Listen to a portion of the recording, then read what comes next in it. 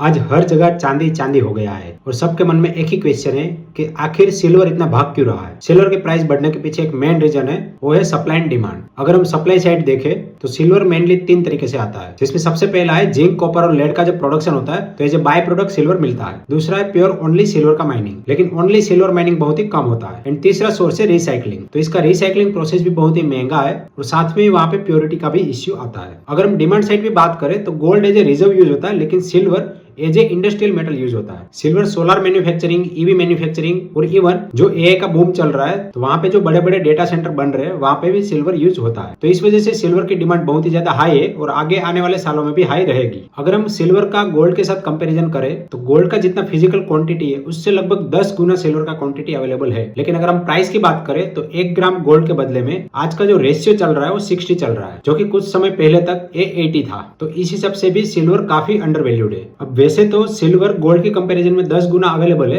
लेकिन most of the silver industry में consume हो जाता है और उसका रिसाइकलिंग करना भी मुश्किल है। और उसके ऑपोजिट अगर हम गोल्ड की बात करें तो as a coin and as a bar के फॉर्म में वो कहीं ना कहीं अवेलेबल है। तो अगर हम इस तरह से देखें तो गोल्ड और सिल्वर का जो एक्चुअल में रेशियो है फिजिकल क्वांटिटी के रूप में ओनली 1:3 के आसपास ही है। अगर हम हिस्टोरिकली देखें तो गोल्ड एंड सिल्वर का रेशियो अपर साइड में 100 के आसपास रहा है और लोअर साइड में 15 को भी टच किया हुआ है। और अगर हम एवरेज की बात करें तो ये 60 से 80 के लेवल में आसपास घूमता है। तो अगर हम पास्ट डेटा को मान ले और दोनों का जो एक्चुअल में अवेलेबिलिटी रेशियो है उस हिसाब से कैलकुलेट करें तो ये रेशियो 20 तक जा सकता है। तो आज की गोल्ड प्राइस के कंपैरिजन में सिल्वर का जो प्राइस है 5 to 6 लाख तक जाने का पोटेंशियल है। और अगर हम गोल्ड का प्राइस पुराने वाला भी ले ले तो भी ये 3.5 लाख तक जा सकता है।